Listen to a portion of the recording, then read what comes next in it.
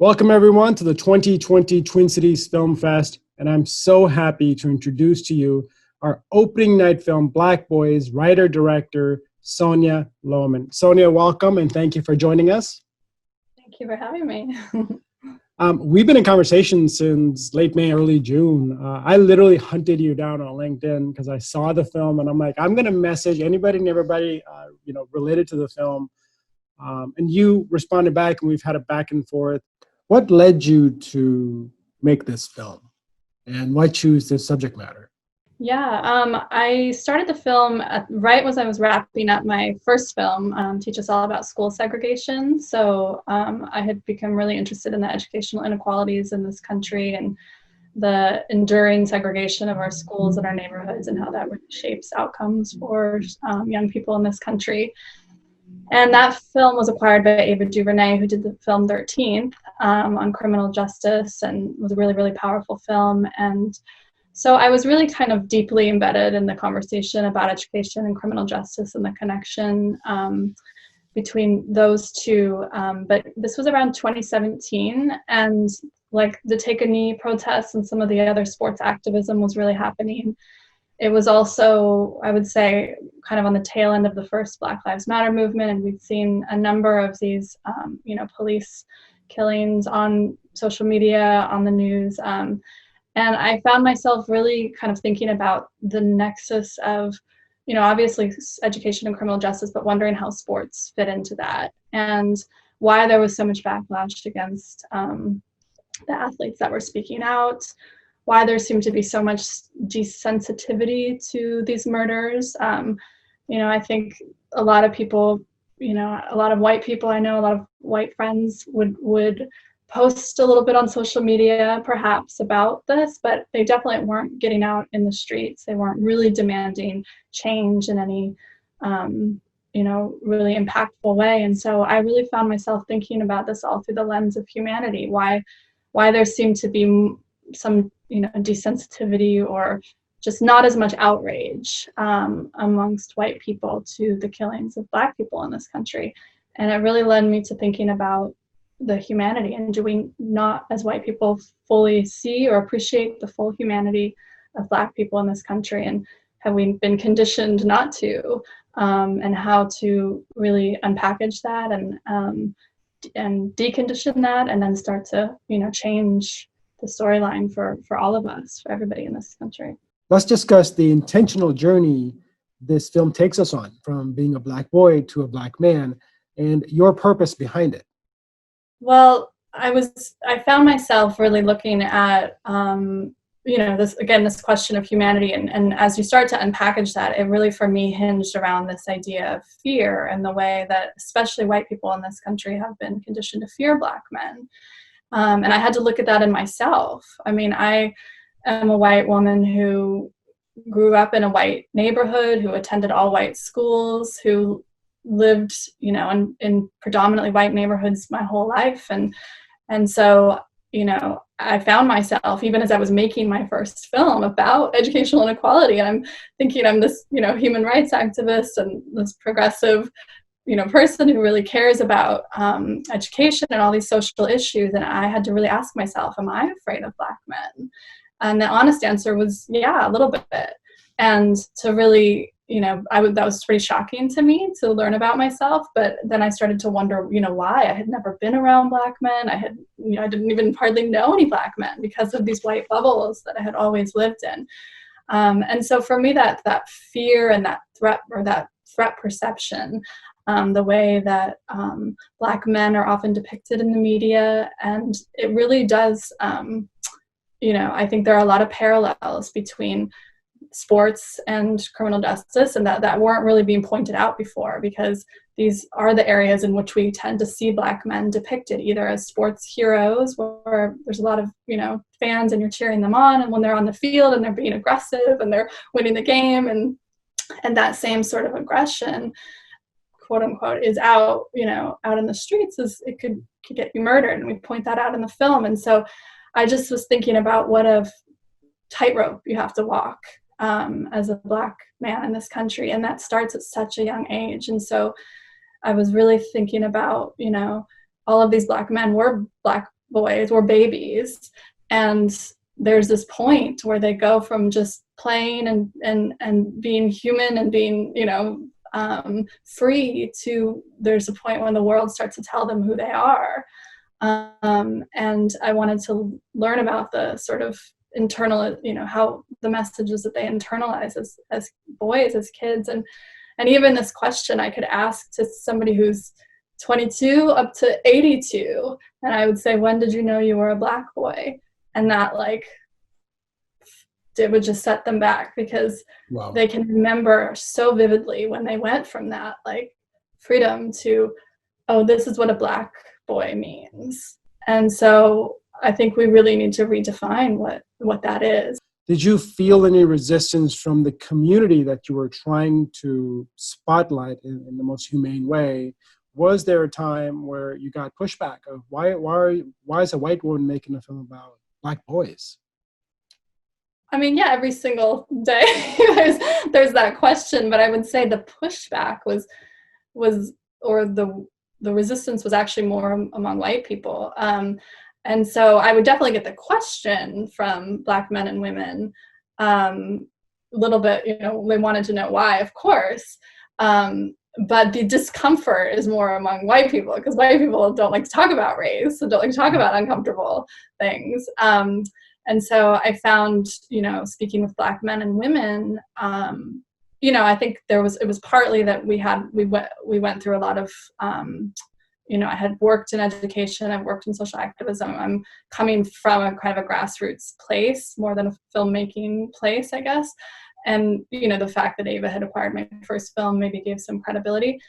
And so the partnerships were really important to that, to building trust. But really, when I would get the question, why are you a white woman making this film? And I would say to Black men, I would say exactly what I said to you. Well, I, discovered at a pretty late age that, I had this fear of Black men, and I wanted to find out why.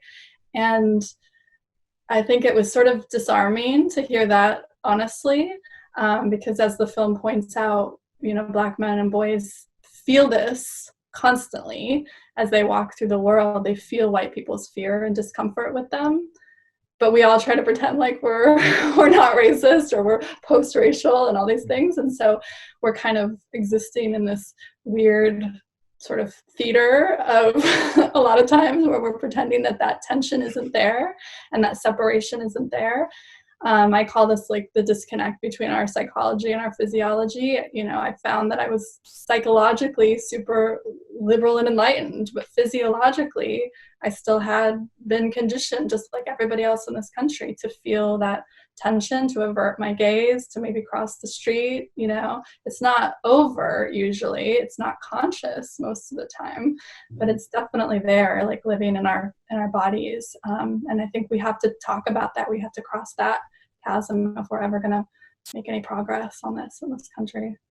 You talk to so many amazing human beings, right, in your film, boys and men and women. Was there anything that surprised you while shooting the film? I mean, not really, because my intention was always to, like I said, traverse the emotional landscape. I wanted to find out what was, beneath the skin, beneath the surface, beneath this facade or this theater. So I just, obviously, as any intuitive human being, you can empathize, and you can imagine that people have fears and have pain and sadness and have all of this spectrum of emotions. And so I wanted to illuminate that. I wanted to connect at that level. So the scope of emotion was not surprising. I'm an emotional person. I get it. Everybody has it. I think the only thing that was, I guess, slightly surprising is not that there was this, full emotion there, but the readiness with which it came out.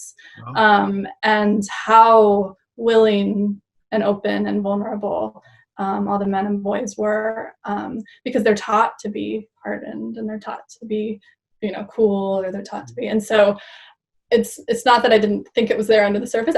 It just came out. After everything that has happened over the last 6 months, including here in the Twin Cities, what does it mean to you to have this film come out now in wider distribution? And what do you hope the audience takes away after they watch the film? Yeah, I mean, it's perfect timing, obviously. It feels sort of divinely orchestrated in that sense. You know, even the very dramatic events of this summer, for me, it didn't really change much. For us, as a team, it didn't really change much. Like, we felt that really, really strong urgency throughout the whole making of the film. I mean, I find this to be really kind of integral to who we are as a country, to the sort of redefining of our identity that we're going through. I mean, the way that we treat Black people, people of color, and particularly Black men, I think is,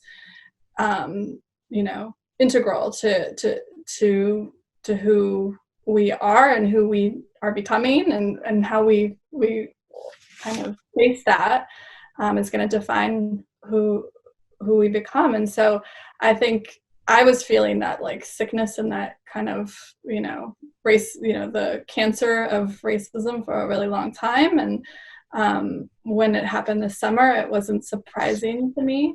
I think it was good to be able to find some, I guess, movement in terms of getting the film out in the world, because we had that feeling throughout the whole thing. Like, this is the most important thing. Like, why can't people see this?